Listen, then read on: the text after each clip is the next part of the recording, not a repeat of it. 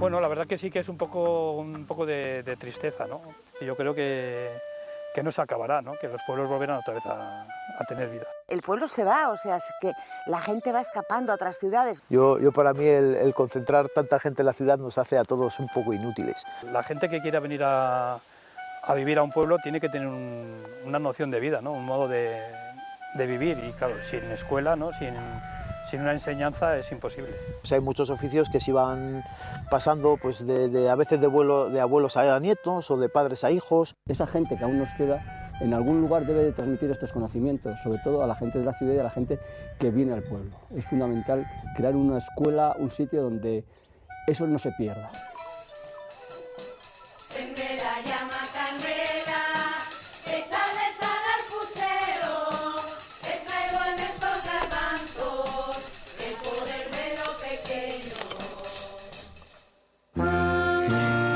Welcome to Carne Cruda, the album. Join us for danger, excitement, innovations.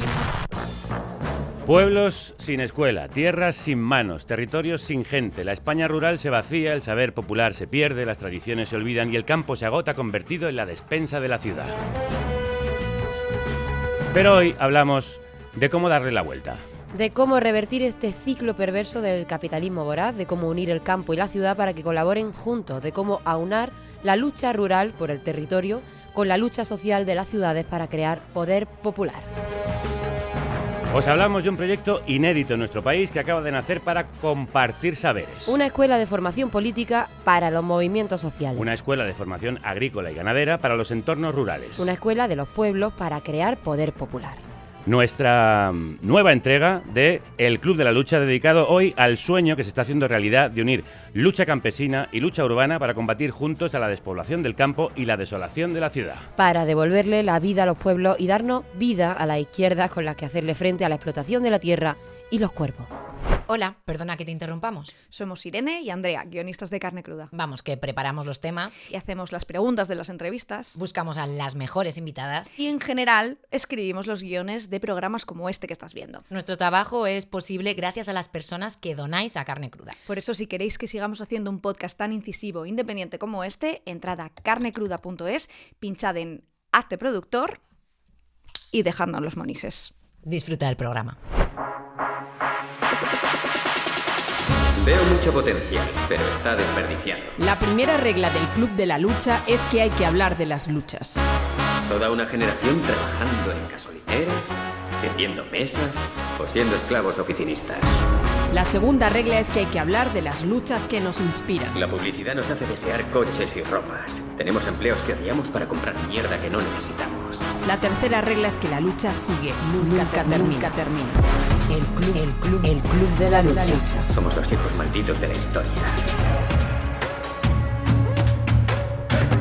Quienes hoy nos visitan son amigos y amigas de esta República Independiente. Los conocí hace 3 años cuando me invitaron a un festival insólito, del que os he hablado otras veces, el WIM, siglas de What is Music, un encuentro de músicos, artistas, bailarines, teatreros, creadores, en el increíble entorno de Frías, en la comarca de las Merindades, en Burgos, donde el pasado verano, por cierto, estuvimos haciendo, unos amigos a los que conocí allí y yo, un podcast sobre esa increíble experiencia, al que llamamos WIRE, siglas de What is Radio Experience, que podéis escucharlo en iVoox.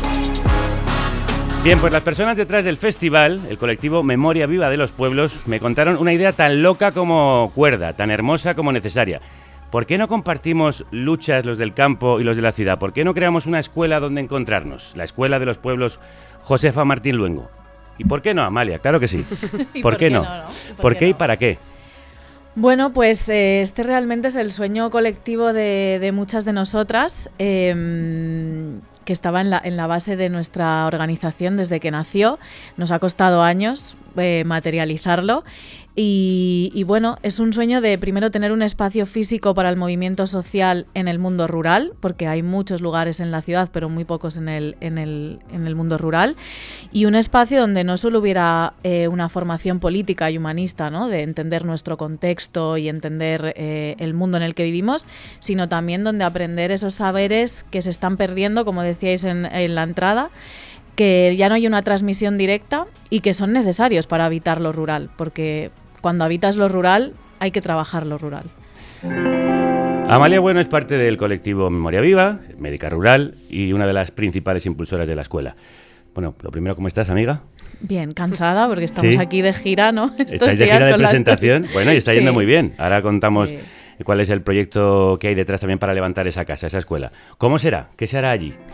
Pues mira, la idea de la escuela, bueno, es un espacio multifuncional, ¿no? Porque está pensado, pues, una planta baja más abierta al público, a vecinos, vecinas, no solo del Valle de Valdivielso, donde luego hablaremos que está ubicada, de las merindades en general y del movimiento social del Estado, ¿no? Poder hacer un espacio donde poder hacer cultura, que muchas veces nos falta en los pueblos y que muchas veces no solo nos falta, sino que no hay espacios donde realmente poder hacer una obra de teatro, un concierto que suene bien, que sea bonito, cuesta, ¿no? Y luego pues habrá aulas de formación y espacios para que la gente pueda dormir, ¿no? Y la gente que vaya a las formaciones. La idea principal es que lo principal sean formaciones a largo plazo de más o menos un ciclo agrícola, porque para nosotras la tierra es algo fundamental.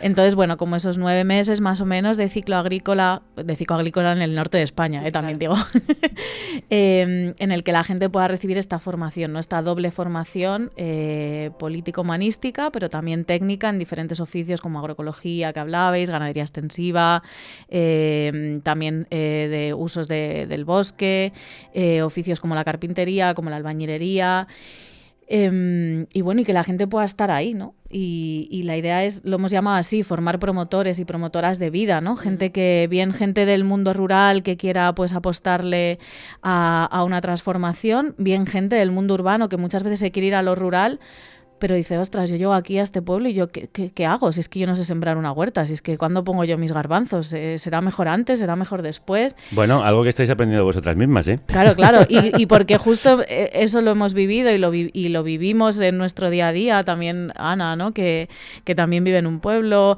Patri también, pues al final... Ahora hablamos con ellas. Nos damos cuenta de que esa pérdida de la transmisión de los saberes, ¿no? Que antes... Si tú ahora le dijeras a nuestros abuelos que tienes que ir a una escuela para aprender esto, pues igual pensarían que es absurdo, porque antes la gente lo aprendía pues eso de sus abuelos, de su tío, del vecino, pero es que eso ya desgraciadamente es muy difícil, porque esa gente ya no está.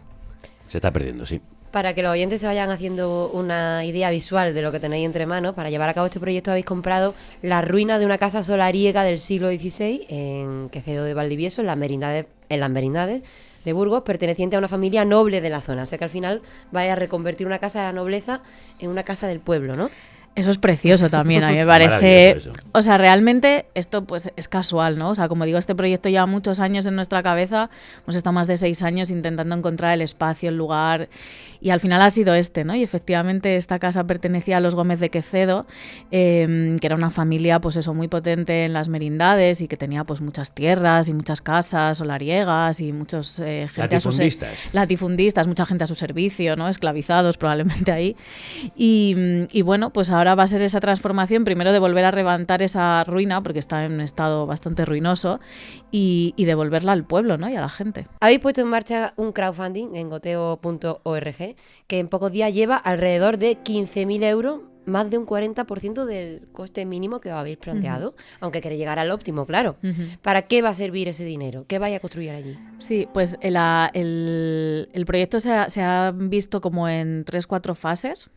A nivel arquitectónico. Entonces esta primera fase es la más inicial, ¿no? Y obviamente con 90.000 euros no es que vayamos a levantar todo esto porque sería impensable. Es muy grande, sí. Que vaya a verlo en Goteo, que se dé cuenta que eso es extenso. Sí, además te doy un consejo porque estoy viendo muchos paralelismos entre lo vuestro y lo nuestro. Va a ser mucho más dinero. La obra siempre es más. Mucho más dinero del que habéis puesto. Sí. Ya verás tú. Eso, siempre una reforma siempre es un pozo sin fondo. Son tres reformas. Sí, pero bueno, en esta primera fase y un poquito, bueno, eso va a variar en función de lo que se consiga, ¿no? Si se consigue el mínimo, el óptimo, y ojalá sobrepasar el óptimo, ¿no? Claro que sí. Ahí estamos en ello. Pero bueno, lo principal que se quiere hacer en esta fase es apuntalar los muros de esa casona, que los muros exteriores, lo que es la fachada, se va a conservar, y además eso sí que está bien, que son unas piedras enormes de sillería. Entonces, apuntalar, desescombrar el interior, que eso sí que está en ruinas, y luego la idea también es hacer en la parte exterior, en la finca, tiene una finca de casi 1 hectárea, pues en esa finca hacer como una especie de nave, pérgola así bastante grande, donde poder poner pues la maquinaria pues para trabajar la madera, la piedra, porque sí que es verdad que nuestra idea, que siempre es desde lo colectivo, es que haya partes que tenga que hacer una empresa, pues si tienes que ir con una máquina y desescombrar, pues lo hará una empresa que sepa, pero todo lo que podamos hacer en autoconstrucción y que sean ya un propio proceso formativo de encuentro y de estar juntas, pues queremos que así sea, ¿no? Entonces hacer esa pequeña nave exterior nos va a permitir eso, como poder hacer luego campos de trabajo. ¿Y las manos? ¿Quién las va a poner? Y las manos pues las vamos a poner entre todas, porque esta escuela la construimos entre todas, entonces esperamos encontraros allí, moviendo piedras. ¿Se puede ir allí a mover piedras? Ahí. Claro. Mover piedras para levantar la Escuela de los Pueblos Josefa Martín Luengo, o sea, Pepita, esta gran mujer. Construimos un mundo en donde todos esos elementos de discriminación, de privilegios se eliminen, y lo importante sea pues cooperar, llegar a acuerdos libres, poderse manifestar sin rechazo, el uso de la palabra sin dificultades, y cambiar un sistema en el que no haya autoridad, sino que no autoridad que jerarquiza, no autoridad que domina, sino que cada persona manifiesta su autoridad personal de sus actitudes para proyectarlas de forma solidaria. Una verdadera anarquista. ¿Quién era Pepita? Pues Josefa Martín Luengo Pepita era una mujer que, vamos, no hace tanto que falleció, es de mitad del siglo XX y es una de las impulsoras de la pedagogía libertaria aquí en España, pero por desgracia no muy conocida. Es decir, yo la conocí gracias pues a Pablo, a Robert, a otros compañeros del colectivo, porque aquí pues quizás tenemos como muy en mente a Ferrer y Guardia, ¿no? Que obviamente fue uno de los pioneros, pero Pepita como que ha quedado más allá y ella pues fundó la escuela de Paidella, que está en Extremadura, que es uno de los referentes, yo creo, a nivel mundial de las pedagogías libertarias. Y bueno, pues para nosotros al final es una inspiración, una mujer libertaria, anarquista, que hizo lucha contra el franquismo y que encima tiene esta propuesta tan innovadora a día de hoy todavía, porque por desgracia la educación no es lo que Pepita quería, ¿no? No, estamos muy lejos de que sea así. Estamos lejos, pero caminamos hacia ahí. Además del colectivo Memoria Viva de los Pueblos, apoyan este proyecto otras viejas amigas de esta radio. Carne Cruda, en colaboración con Biela y Tierra, presenta La España vaciada. Que no está vacía. Un recorrido en bicicleta por la soberanía alimentaria. Y un mundo rural vivo. ¿Dónde andarán? ¿Dónde andarán? Pues hoy andan por aquí Biela y Tierra de nuevo en la República Independiente de la Radio. Qué momento, revival, remembering. Ana Santidrián, mitad de Biela y Tierra. Qué gusto volver a verte, compañera. ¿Cómo estás? Y tanto, pues un poco emocionada, escuchando ¿Sí? ahora mismo la carátula de cuando teníamos ahí la sección y todos los viajes, idas y venidas que compartimos y toda esa gente bonita que pasó por aquí. Sí. Bueno, bonita de vosotras, que además os habéis unido a esta cosa tan bonita que es la Escuela de los Sin Pueblos. duda. ¿Por qué? Bueno, aparte de que con el colectivo Memoria Viva nos une una amistad de años, de antes de que naciese Biela y Tierra, de antes de que naciese Memoria Viva, somos amigas. Y en esa amistad, pues los caminos han ido confluyendo, ¿no? La lucha política, social que tenemos está muy alineada y creemos que sin duda esta Escuela de los Pueblos es necesaria. O sea, y no solo es necesaria, sino que es urgente, ¿no? Lo que hablábamos de los saberes que se están perdiendo y dignificar el medio rural, las personas que en él habitamos, el sector primario, que es lo que siempre hemos intentado nosotras, ¿no? Y tender esos puentes entre el medio rural y el medio urbano son fundamentales y no podemos perder ni un minuto más. Claro, el tema de lo que estábamos comentando es que siempre ha sido fundamental, pero hoy día más que nunca, en una época de gente triturada en las grandes ciudades, incluso harta de las grandes ciudades, es más importante que nunca un mundo rural vivo, empoderado y que podamos entenderlo. Sin duda, sin duda. Y que quizás salgamos ya de los clichés, ¿no? Sí, que nos ¿no? acompañan, de estos patrones educativos en los que la pastora, el ganadero, la agricultora, parece que se ha quedado todavía, ¿no? Como que son personas que no migraron, esa diáspora, esos 3,5 millones, 4 millones de personas que migraron desde los pueblos a las ciudades, que si lo hablamos a día de hoy sería una gran vergüenza.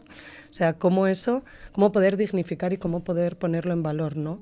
Creo que los seres humanos, o sea, la cultura que nos atraviesa es la cultura campesina, esa cultura que ha sabido gestionar los recursos que rodean, ¿no?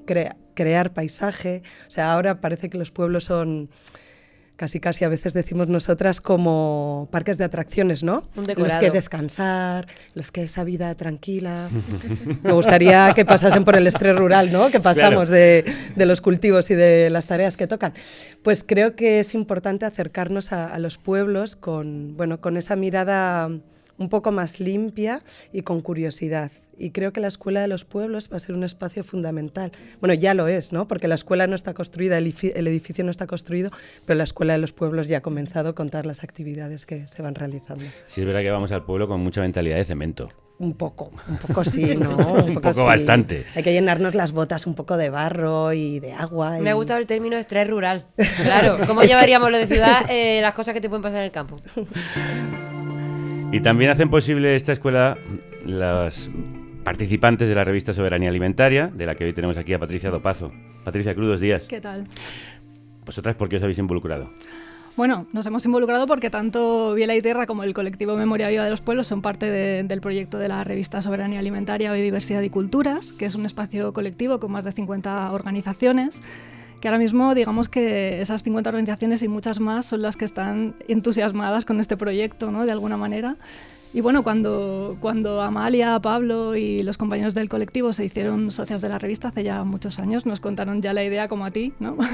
de este proyecto, y nos pareció que era realmente que de alguna manera materializaba lo que estaba pasando en muchos lugares del territorio, ¿no? De que cómo mucha gente se está dando cuenta de todas las respuestas que contiene el mundo rural, ¿no? A todos los realmente todas las preguntas y todos los retos que tenemos por delante ahora mismo, ¿no? Y cómo también supone un cambio de paradigma, además de todo lo que habéis explicado, ¿no? Todo este cambio de paradigma respecto al crecimiento, respecto al urbanocentrismo, ¿no?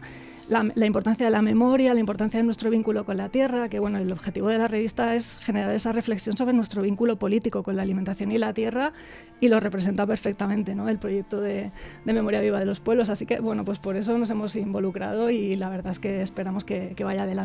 ¿Y de qué manera esta escuela contribuye a esa soberanía alimentaria? Bueno, pues todo lo que han dicho ellas, ¿no? El tema de los saberes, ¿no? Y sobre todo hacernos reflexionar sobre ese vínculo que tenemos con el campesinado, que muchas veces también yo pienso que miramos para encontrar inspiraciones para otros mundos, miramos a veces muy lejos, ¿no? A pueblos indígenas, a movimientos sociales de América Latina, pero aquí hubo también una forma de habitar el territorio, que es las formas de vida campesinas y rurales, que muchas veces se nos olvidan, ¿no? O sea, que simplemente tenemos que mirar un poquito atrás y valorar toda esa forma de relación con el territorio que había, sin idealizarla obviamente, ¿no? Pero sacando todo lo que había de autonomía, de comunidad, ¿no? De conocimiento del territorio, de adaptación, de conocimiento libre también, porque iba pasando, ¿no? De generación en generación, haciéndose cada vez mejor en manos de las diferentes personas que llegaban, y el tema de los cuidados, ¿no? Por ejemplo, también. Entonces, bueno, pues creo que es fundamental este proyecto. Hoy vamos a mirar a ese pasado que se está perdiendo en el presente y también a esos movimientos por la tierra que hay en Latinoamérica y que también son inspiración para la Escuela de los Pueblos. Una cosa que a nosotros es de lo que más nos ilusiona y que para nosotros le da mucho sentido a todo este proyecto es que la mayoría del profesorado van a ser la propia gente de los territorios, que a nivel experiencial son los que están defendiendo estos territorios, echándoles para adelante, y quien realmente tiene el conocimiento, ¿no? Porque todo este conocimiento y todas estas cosas básicas de toda la vida, sobre todo aquí de los pueblos, pues se han perdido o están casi perdidos.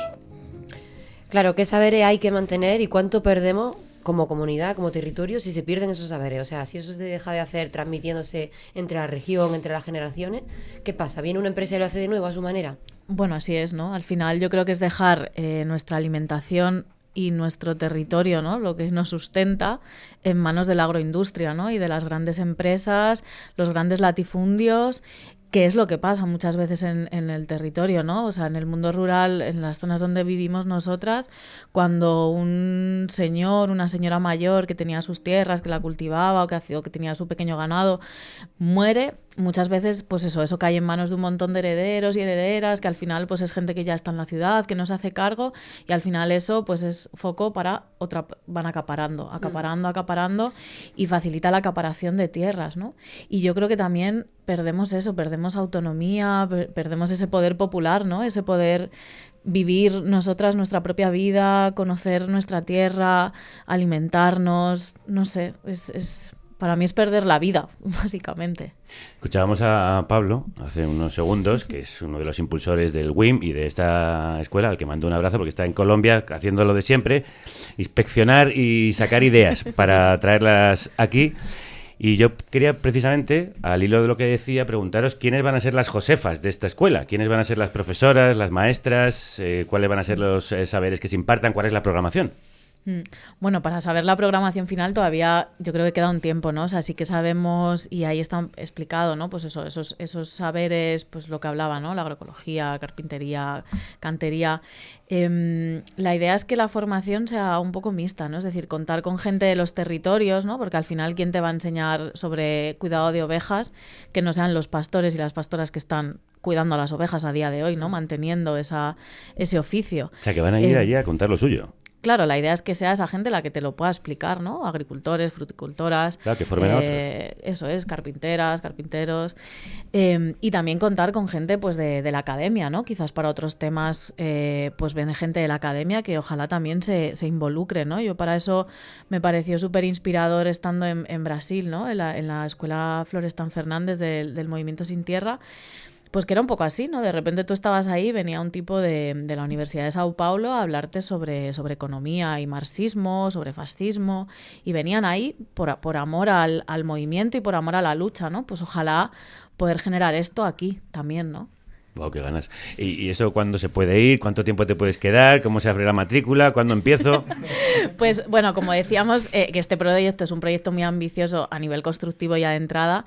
Sí que lo que es terminar la escuela se ha planteado en un plazo de 6-8 años, más o menos, en las 4 fases que se han planteado.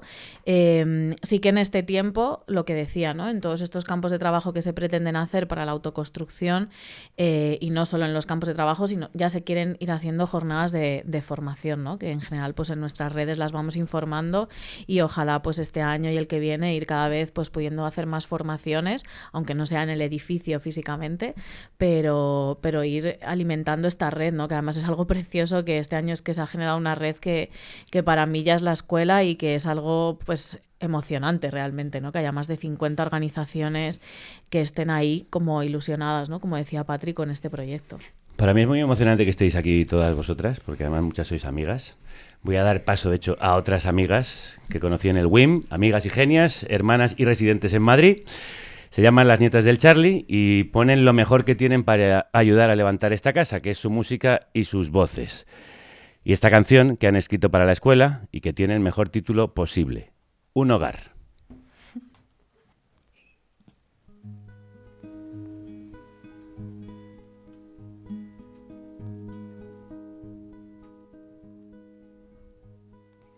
Hace tiempo que esta tierra nos agita el corazón.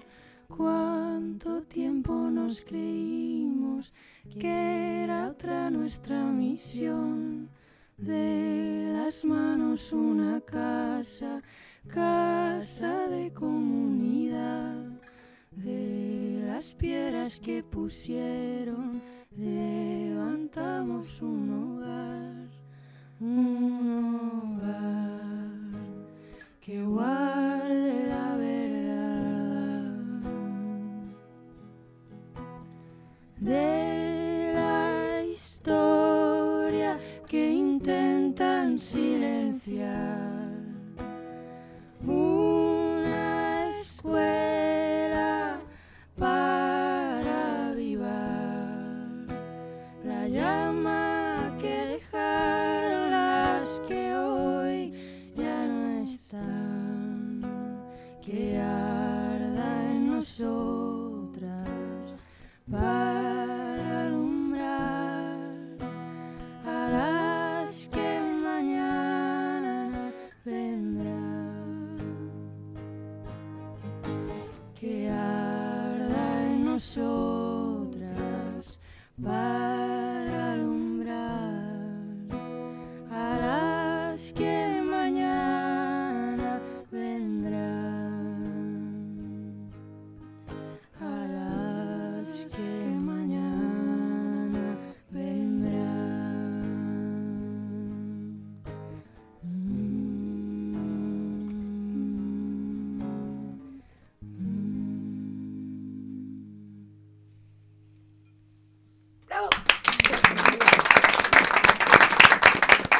que además ha venido hoy mucho público. Es maravilloso. Hoy vienen un montón de productores y productoras para levantar esta casa, esta escuela tan maravillosa, a la que contribuyen también Raquel y María. ¿Qué tal estáis? Muy bien, yo un poco emocionada, la verdad. ¿Sí? ¿Por qué? Porque me parece tan bonito que esto suceda que me emociono. Sí. Bueno, de hecho también me emociona yo cuando os habéis dado la mano justo antes de empezar a tocar ahí las dos hermanas, supongo que para transmitiros calor, sí, que también es lo que se necesita, ¿no? Para levantar una casa como esta, una escuela. Sí, calor y un poco de calma. Sí. Porque una canta una canción, pero no es cualquier cosa. No es cualquier cosa, no es cualquier cosa lo que hacen Raquel y María Rubio, las nietas del Charly.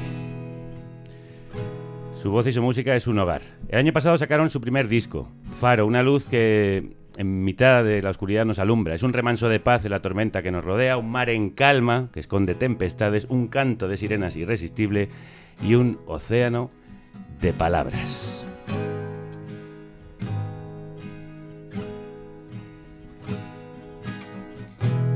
Aquí traigo estas palabras que no se pueden quemar, no se marchan aunque grites, saben de tu soledad. Es posible que algún día aprendamos a nombrar ya, sin culpa y sin vergüenza, cuánto duele esta verdad.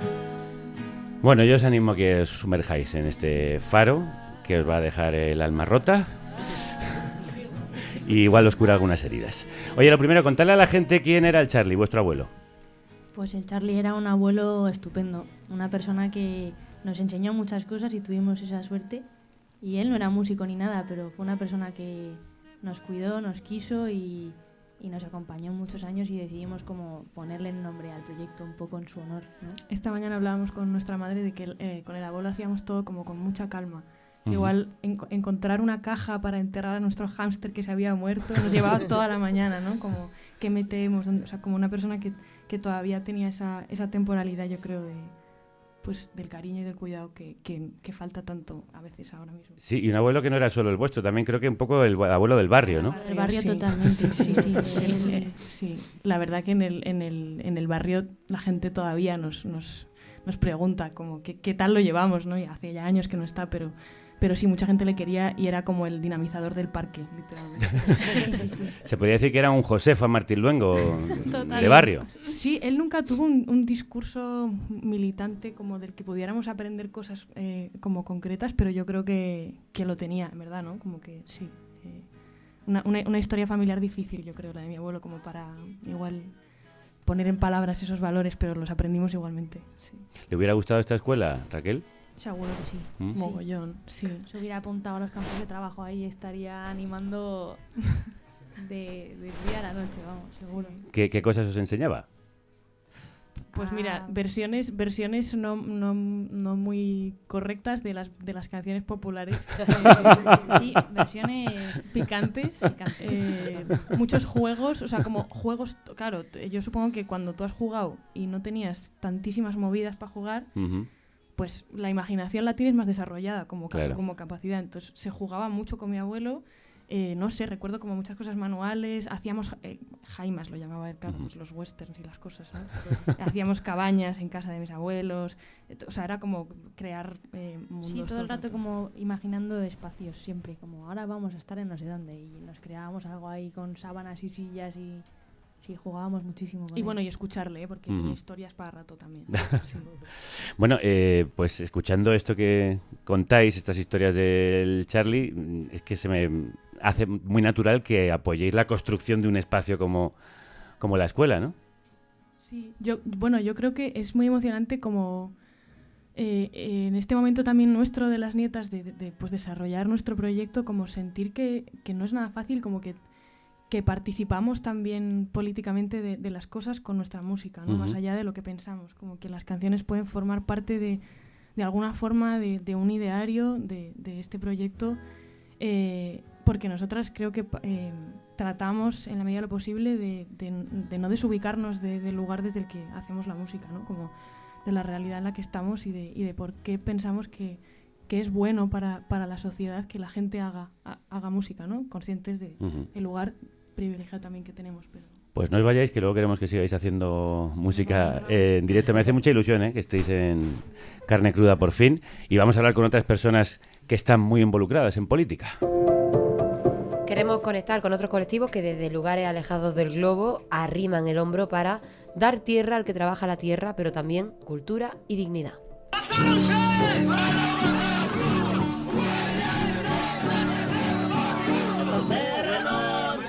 El MST de Brasil es uno de los mayores movimientos campesinos del mundo. Sus siglas significan Movimiento de los Sin Tierra o Movimiento de los Trabajadores Rurales Sin Tierra. Y sus raíces vienen de la colonización del siglo XIX, aunque se conformó como tal en la lucha contra el modelo de reforma agraria impuesto por el régimen militar en Brasil en los años 70. Desde su fundación en 1985 han sido asesinados, atención, más de 1.700 militantes de este movimiento.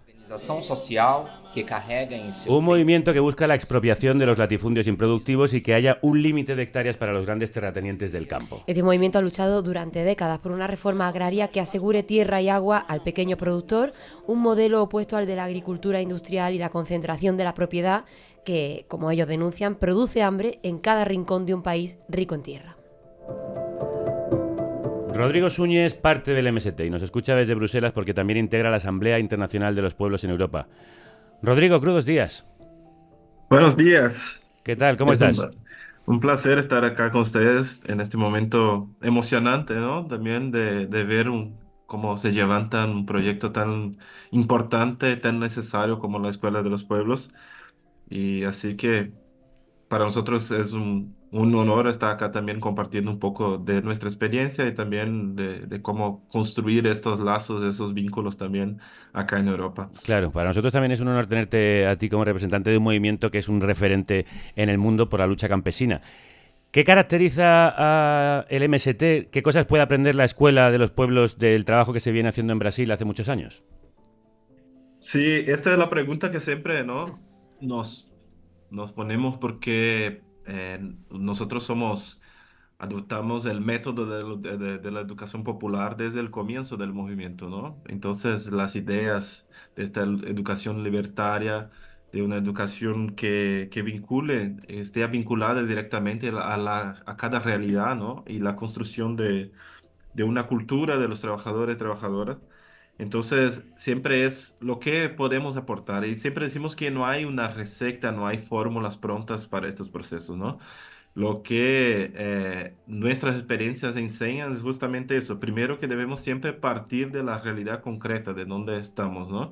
Entonces, no hay una fórmula, no hay que exportar ningún tipo, sino a partir de esa realidad ir desarrollando un proceso que se aporte. Y es claro, el movimiento este año está cumpliendo 40 años y desde el comienzo la educación es una de las áreas prioritarias del movimiento por toda nuestra realidad en el país y todo eso, ¿no?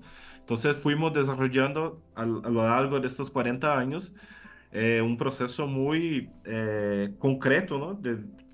Pero entendimos que esta perspectiva, ¿no? de lo que podemos aportar es justamente a partir de esa experiencia concreta, a partir de estas construcciones colectivas, ¿no? Que entendimos que eso es en la esencia del proceso educativo, cómo esto puede servir también de ejemplo, por lo menos de lo que no hacer. Esto es lo principal, ¿no? Ajá. Que sabemos ya que no tenemos que hacer. Exactamente. Eso sí, pero te pregunto concretamente, Rodrigo, ¿qué dirías que, por favor, no hagáis esto, que ya hemos visto que no funciona? Yo pienso que lo principal, y me parece que está muy claro en el proyecto de la escuela, es justamente ese sentido de partir de la realidad. Entonces, partir de la práctica, ¿no? Eso es un sentido, me parece que es muy importante en todos los procesos, ¿no? Si no viene de una idea, de una gran idea teórica, sino parte de una realidad concreta, de un contexto concreto. Y eso me parece que es lo fundamental, ¿no? Esta lectura de la realidad, de la situación en el campo, de la región, de todo lo que pasa, ¿no? De quién son nuestros enemigos para esta perspectiva de vida, entender esa realidad concreta es el punto que no debemos olvidar jamás, ¿no? Partir de la realidad concreta. Un segundo ejemplo es que esta perspectiva de la construcción colectiva, ¿no? O sea, que por más que el conocimiento de los, bueno, de los intelectuales, todo eso, el sentido concreto de la construcción colectiva es una enseñanza que la historia siempre nos dio, incluso en la perspectiva del propio método de dirección del movimiento, que es, bueno, no hay un liderazgo solo que pueda hacer cambios estructurales en la sociedad, ¿no? Este proceso necesariamente necesita ahí ser colectivo, ser una construcción colectiva. Y por último, yo pienso que esta perspectiva de conexión entre los saberes, las cuestiones específicas, regionales de cada realidad, con un proyecto más amplio, ¿no? Sea a nivel regional, a nivel nacional, a nivel internacional. No podemos perder esta perspectiva de estar conectados también porque no se resuelven las cuestiones solamente con la lucha específica de cada sitio, ¿no? Estas luchas específicas, estas luchas locales deben estar necesariamente conectadas a procesos más amplios también y ahí construyendo redes, alianzas con nuestros aliados, sea a nivel regional, sea a nivel internacional. Yo pienso que esas son características, ¿no? Que forjaron no solo el movimiento, en nuestro ejemplo, no solo el movimiento, decimos siempre esto, que el MST también y nuestros espacios, ¿no? Como la propia Escuela Nacional Florestan Fernández, son productos concretos de la solidaridad de la clase trabajadora, sea del campo a la ciudad, a nivel de Brasil, a nivel internacional, a nivel del mundo. De hecho, el MST ha tenido siempre una vocación internacionalista. Vamos a sumar otra voz de la lucha por la tierra. Jerónimo Aguado, conocido como Jeromo, es campesino y pastor de ovejas en Palencia e impulsor de La Vía Campesina, un movimiento internacional fundado en el 93 que reúne a millones de campesinas, trabajadores sin tierra, pastores, pescadores, trabajadoras agrícolas migrantes, indígenas, mujeres, agricultores jóvenes de todo el mundo que persiguen algo tan sencillo y tan complejo como la soberanía alimentaria. Jeromo, crudos días. Buenos días. Hemos desgastado este término de la soberanía alimentaria. ¿Tú qué dirías que es y cómo lo conseguimos hoy? Bueno, antes quería hacer una aclaración. No me considero impulsor de la vía campesina. Sí he participado en parte del proceso de esa construcción, pero antes que yo hubo otra gente que hizo todo este trabajo, ¿no? Y yo llegué un poco más tarde porque era más joven, ¿no? Bueno, Jeromo, pero todo el que ha estado ahí empujando está impulsando. Eso sí, te lo digo yo. Está claro. Bueno, soberanía alimentaria. Bueno, tenemos que darnos cuenta que vos está utilizando el término, el concepto de soberanía alimentaria, ¿no? Sí. Entonces estamos corriendo un peligro grave, ¿no? Que organizaciones como vos, fascistas, se apoderen del concepto y de la idea de lo que es soberanía alimentaria, ¿no? Entonces, bueno, eso no quiere decir que la propuesta sigue estando vigente, porque hace parte especialmente de una parte muy importante de nuestro proyecto político como movimiento campesino, ¿no? Y que lucha porque los pueblos seamos soberanos alimentariamente, definamos nuestras propias políticas y sobre qué hacer, cómo gestionar los territorios agrícolas y cómo producir los alimentos y cómo distribuir esos alimentos, ¿no? Entonces creo que esto está totalmente vigente, pero que tenemos que tener en cuenta que, como está ocurriendo con otros muchos elementos, por ejemplo la agricultura ecológica, ¿no? Cómo están siendo instrumentalizados por el propio sistema capitalista, ¿no? O cómo está ocurriendo con todo el avance de las energías renovables que no tienen nada de sostenibles, que están ocupando nuestros territorios y nuestros campos para producir a gran escala energía, pero que quedan en manos de las mismas corporaciones que han mantenido el lucro con la energía durante décadas, ¿no? Jeromo, ¿por qué no cualquier tipo de agricultura y ganadería es válida para la soberanía alimentaria? La soberanía alimentaria está unida a una agricultura de pequeña escala en manos de campesinas y campesinos que producen en un primer momento para la familia y con los excedentes son el bien común que sirve para la comunidad donde está asentada esa práctica agroecológica, ¿no? Entonces, no cualquier modelo sirve, ¿no? Yo lo defino como agricultura campesina. Tiene mucho que ver con la agroecología, pero para mí es mucho... para mí tiene mucho... está mejor definido lo que es la agricultura campesina, porque es lo que está en manos de la gente y de los pequeños campesinos, ¿no? La agroecología es una terminología ya más moderna, ¿no?, que han empezado a usar ciertas universidades y donde dan mucha importancia al conocimiento campesino para poderla desarrollar, ¿no? Y ese conocimiento campesino se enriquece con aportación de los agroecólogos de las universidades, pero también está teniendo un cierto riesgo. Yo conozco a muchos agrónomos que estaban en contra de lo que era la agroecología, de los padres de la agroecología, que en España fueron un grupo de agrónomos de la Universidad de Córdoba, y ahora están empezando a aparecer como los popes de este concepto, ¿no? Entonces tiene sus inconvenientes, ¿no? Yo por eso sigo defendiendo lo que es la agricultura campesina a pequeña escala, en el territorio, es la que se gestiona en los territorios donde viven los campesinos y las campesinas, y se produce alimentos para las familias y para la comunidad, ¿no? Y entonces ahí es donde se puede poner en práctica la idea o la propuesta de lo que es la soberanía alimentaria. Rodrigo, antes Jerónimo hablaba de Vox. Te quiero preguntar, antes de Milei o de ver de nuevo a Trump en la Casa Blanca, en Brasil habéis sufrido el gobierno de Bolsonaro. ¿Qué huellas dejó y cómo afectó a los campesinos ese mandato? Vivimos años trágicos, ¿no? No solo Bolsonaro, pero antes mismo con el golpe, desde el golpe en 2016 contra la presidenta Dilma, vivimos una situación trágica del campo en general. Por ejemplo, el tema de la reforma agraria en el país no avanzó ningún milímetro en los últimos años, y claramente como una oposición, ¿no? Porque en cierta medida el MST representaba esta perspectiva de una oposición concreta, ¿no?, directa al proyecto, y que estaba obviamente alineado, muy bien alineado, lo que llamamos en Brasil del agronegocio, ¿no?, el agrobusiness, que son realmente los que financiaron, los que sostienen este proyecto neofascista que Bolsonaro es la representación. Entonces, vivimos años muy difíciles, pero con una perspectiva siempre de estar ahí de lucha. Tuvimos mucha solidaridad de los dos lados.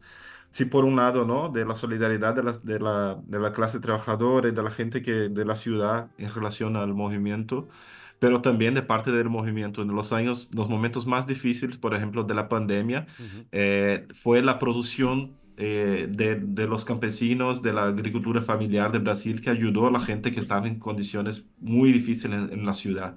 Y eso se generó un vínculo muy interesante que permanece hoy con proyectos que combinan esta perspectiva de articulación entre, decimos, que era cómo hacer llegar la comida que producíamos, la comida saludable, sin veneno, la comida que producen los campesinos en Brasil, llegar a la olla vacía en la ciudad, de la gente que estaba pasando hambre en la ciudad. Y eso se generó una conexión que nos permitió resistir a este momento, ¿no?, muy difícil, peligroso incluso desde el punto de vista de la violencia política, pero esta conexión también es uno de los elementos que nos permitió llegar hasta acá, con esta relación que hoy el movimiento tiene una adherencia en la sociedad, un respeto muy grande también en los sectores urbanos. Entonces, momento difícil, pero con resistencia activa, como definimos eso, que no íbamos a bajar la cabeza y seguiríamos trabajando con cuidados, pero estamos acá, sobrevivimos y estamos en esta perspectiva de seguir construyendo el proyecto. Qué bueno eso que nos contaba, Rodrigo. Jerónimo, vuelvo contigo. ¿Cómo se conecta un pastor de un pequeño pueblo de Valencia con un campesino de Brasil? Porque tanto la Vía Campesina como el MST son movimientos internacionalistas. Bueno, otra aclaración, soy un pastor de Palencia, con P. Sí, ha dicho Valencia. Bueno, ha dicho Valencia. Quería decir Palencia. Palencia, sí. La conexión, precisamente, ese es uno de los sentidos profundos de la Vía Campesina, ¿no?, que ha permitido ponernos alrededor de una mesa, campesinos y campesinas del norte, del sur, del este y del oeste, y ver que entre todos que hay muchas más cuestiones, son muchas más las cuestiones que nos unen que las que nos separan, ¿no? Que el único enemigo que tenemos en común es el modelo de desarrollo capitalista y es el que hay que combatir, ¿no? Y bueno, pues yo he tenido la suerte y la experiencia de participar en diferentes encuentros, entre ellos con los compañeros del MST en Brasil. Recuerdo el encuentro internacional que hicimos sobre la reforma agraria, la vía campesina, y bueno, pues han sido experiencias muy, muy importantes, y lo que permite la vía campesina es precisamente, bueno, pues que el mundo primero nos hace entender y ver que el mundo sigue siendo campesino, con muchos rostros campesinos que el propio sistema quiere eliminar del mapa, ¿no? Los campesinos y las campesinas estorbamos porque somos gente con capacidad de tener mucha autonomía y mucha independencia, y eso al sistema no le interesa, ¿no? Y bueno, pues John Chomsky definía la vía campesina como la verdadera internacional, ¿no? Porque habíamos sido capaces de construir un movimiento desde lo diversos que somos, ¿no? Y que éramos capaces de caminar juntos respetando esas diversidades, esas pluralidades, esos aspectos del mundo religioso o del mundo espiritual, y habíamos sido capaces de poner sobre la mesa objetivos comunes por los que luchar juntos, ¿no? Ha sido una experiencia muy enriquecedora personalmente, y creo que para toda la gente que participamos en este movimiento global de la vía campesina. Enriquecedor ha sido escuchar a Rodrigo Suñé, activista del MST de Brasil, y a Jerome Aguado, pastor de Palencia con P.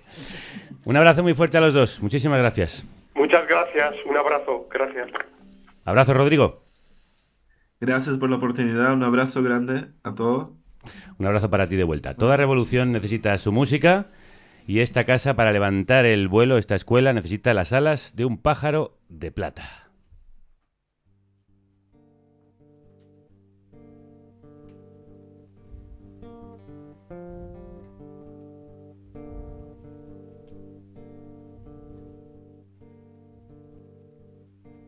Salta de tu rama, salta de tu y déjate caer, sobrevolando el amanecer.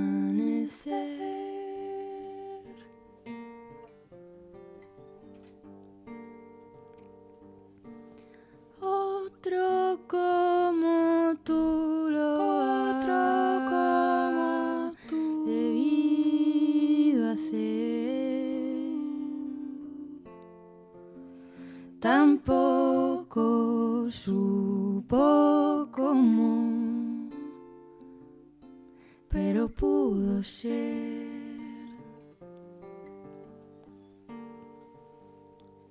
No hay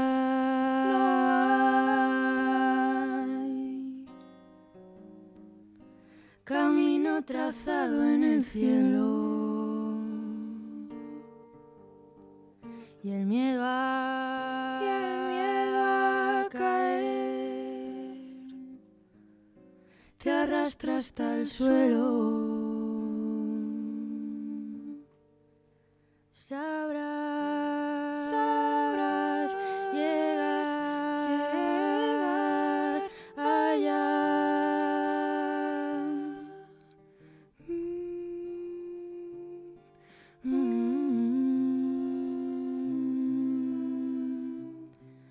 Donde el sol se junta con el mar. Pluma de plata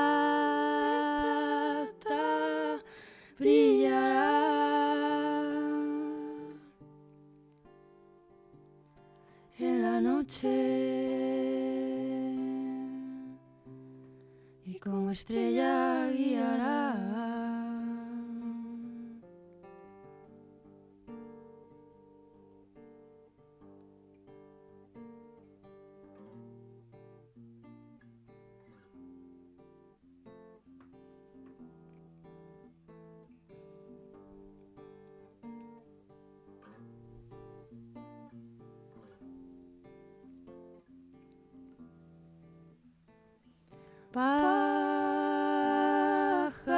Pájaro de plata, tienes que saltar, el tiempo te mata.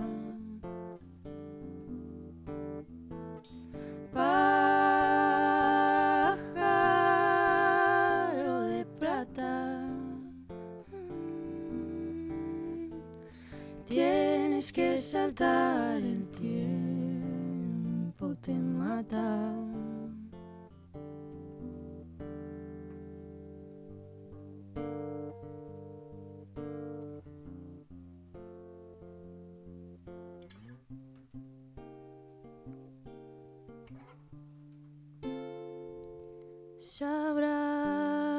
Sabrás llegar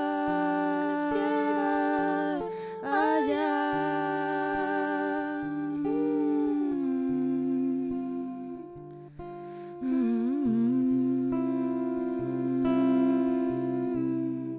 Donde el sol se junta con el mar. Pluma de plata brillará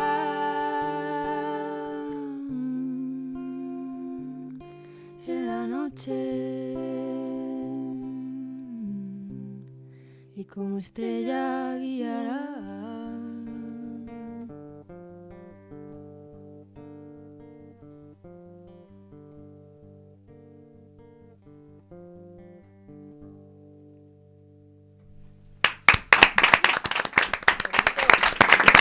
¿Cómo os quedáis, ¿Cómo te quedas? Y además lo que tenemos casco, bueno, que yo estoy Bueno, flipando. no, es que esto sí es cuadrafónico, o sea, es que empiezas a volar realmente. Sí, como un Realmente, pájaro de plata. esto es como un tripi, como un pájaro de plata. Vamos a hablar de otro pájaro de plata, porque en este Club de la Lucha queremos recordar otras luchas, como la que cuenta el podcast que hemos grabado y mezclado en esta república, Contando Mujeres, que habla de la historia de una mujer con mucho poder que decidió defender a los más débiles, carteándose incluso con Abraham Lincoln para conseguir abolir la esclavitud. Carolina se implica en política. Carolina Coronado no se detenía ante nada. La influencia de Carolina es tal que llega a mediar en conflictos entre Estados Unidos y España. Y llega a escribir poesías. Abraham Lincoln se conservan en el archivo del presidente norteamericano, defendiendo las causas del norte norteamericano y, por supuesto, defendiendo la causa de la libertad.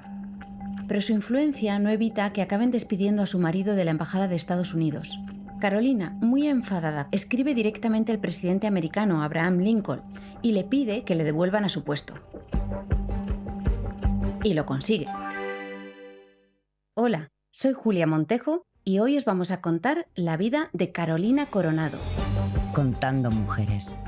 La vida tras las biografías. Un podcast que descifra la historia más allá de los hitos. Disponible en todas las plataformas. Por cierto, Carolina Coronado podría ser una Josefa Martín Luengo, como la que inspira la escuela que va a llevar su nombre.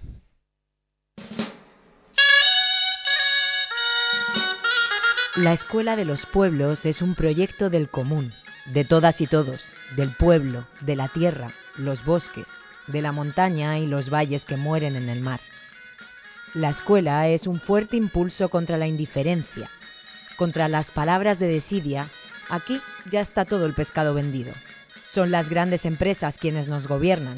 No podemos hacer nada. Pues claro que podemos hacer y mucho. Vuelvo con vosotras, Amalia, Ana, Patricia. ¿Cómo se lucha contra la indiferencia? ¿Es como pedalear cuesta arriba, Ana?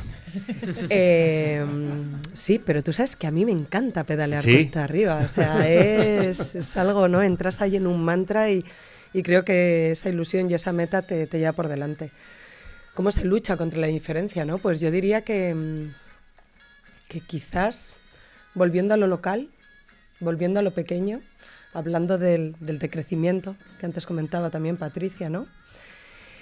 Y apostando por trabajar desde la periferia, ¿no? Claro. Hay una parte ahí que, pensando en lo local, en lo pequeño, en el decrecimiento, tenemos que salir del centralismo, del urbanocentrismo y abrir nuestros ojos y nuestros oídos bien, porque pasan muchas cosas más alrededor, ¿no? Y es clave poner nuestro foco ahí en estos movimientos también que trabajan, como hemos conocido, ¿no? A Jeromo, a Rodrigo, por la autogestión y por la autonomía tanto de las personas como de los colectivos y por la solidaridad. Pero voy a hacer un poco de abogado del diablo, porque el discurso es muy bonito, pero luego a veces llegas ahí al pueblo, se lo cuentas al campesino, a la campesina, a la ganadera de turno y te dicen, ¿de qué me estás hablando? ¿No? Y igual dice, es que no sé, esto que estás diciendo, nena, no te lo entiendo. Bueno, es que el mundo rural tampoco es uniforme, ¿no? O sea, es decir, que nosotros en nuestro día a día pues nos encontramos con gente a la que esto le parece súper inspirador, ¿no? Y en el vídeo que habéis puesto algunos cachitos, ¿no? Del vídeo hay gente que es del territorio o de zonas cercanas. También hay gente que le resulta totalmente indiferente, es decir, esto no va conmigo, y gente a la que le parece fatal. Porque, ¿sí? Claro... Que no le mola. Claro, o sea, al final... este proyecto es un poco lo que hablaba Rodrigo, ¿no? Lucha contra ciertas cosas, contra esos latifundistas, contra la agroindustria. Entonces, toda la gente que apoya eso, pues obviamente se siente atacado por esta escuela, ¿no? Y bueno, pues nosotras obviamente intentamos ser como súper diversas y lo somos, y hay gente muy diversa participando ahora mismo de la escuela, y en la red de apoyo hay organizaciones súper diversas. Pero bueno, tampoco escondemos lo que somos, ¿no? Y los ideales que tenemos están muy claros, los hemos estado hablando aquí, y obviamente hay gente que a eso no le gusta. Entonces, bueno, el mundo rural, igual que la ciudad y que el mundo en general, es diverso y hay de todo. Hay gente que nos va a apoyar y gente que nos va a odiar.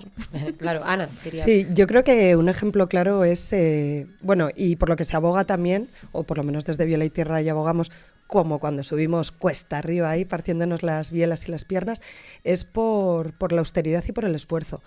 Y porque cuando te acercas a lo rural, creo que hay que currar, o sea, que nos tenemos que manchar las manos, que mojarlas, y creo que el colectivo Memoria Viva, el trabajo que hacen también por la soberanía alimentaria, currando a través de producción de garbanzos, del pequeño rebaño, de ovejas, de los caballos losinos, de razas autóctonas que están trabajando ahí, son un claro ejemplo de cómo acercarse a lo rural también implica esa austeridad y ese esfuerzo que en las lógicas capitalistas que nos rodean, ¿no? en el que el consumo, en el que las comodidades es como que te lo venden como modelos de éxito, pues abogamos también por otro modelo. Claro, porque la contrapartida de todo esto es que nosotros estamos aquí en la ciudad, vamos a un supermercado, está todo ahí y no somos conscientes de la huella que deja eso y de cómo habría que revertir los procesos de producción, ¿no? ¿Qué implicaciones tiene, ¿no? Detrás de cada euro de nuestro bolsillo estamos o apostando porque una pequeña familia se quede en el territorio gestionando y conservando todos esos saberes, o que una gran multinacional destruya territorio, esclavice personas y, bueno, pues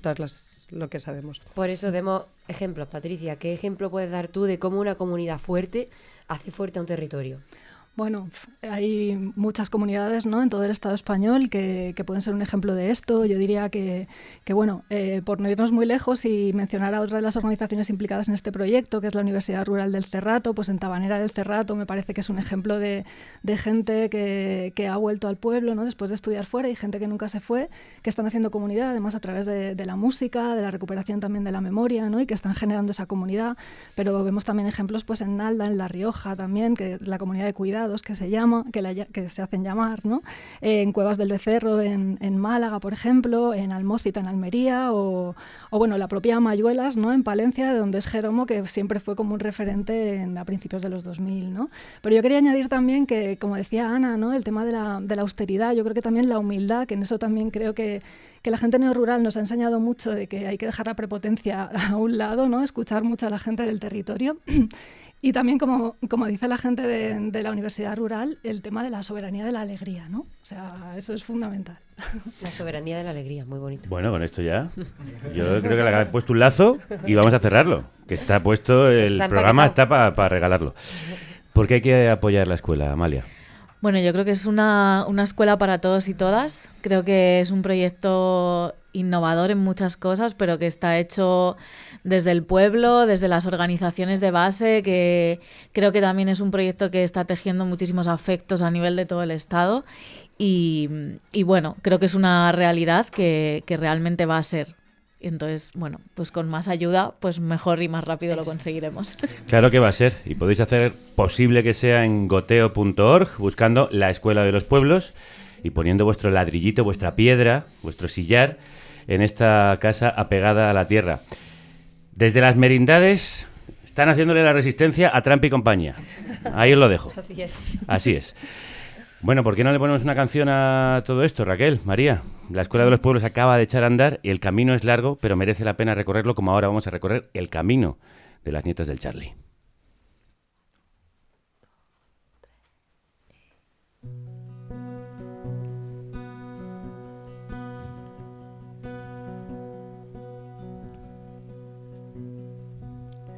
Para encontrar el camino y andar,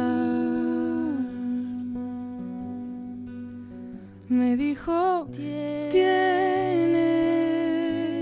dos piernas y ya está.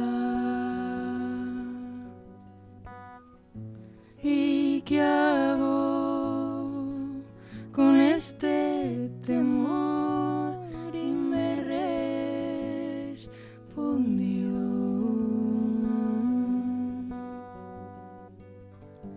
Es tuyo, yo, como es tuyo el sol, que es fuego y quema, pero da calor.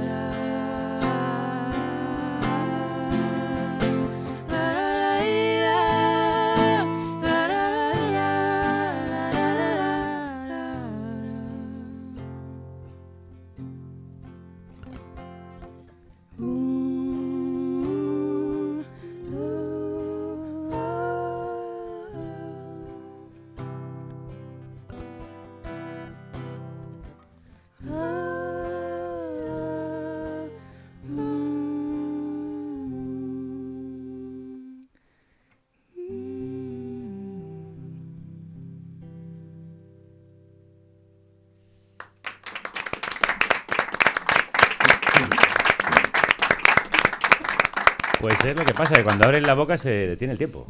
No sé cómo lo hacen, tienen ese superpower. Ya lo sabes, que para encontrar el camino solo necesitas 2 piernas para andar. Amalia Bueno, Ana Santidrián, Patricia Dopazo, mucha suerte con la Escuela de los Pueblos. Aquí tenéis una república amiga para ayudar a hacerla posible. Muchísimas gracias, de verdad.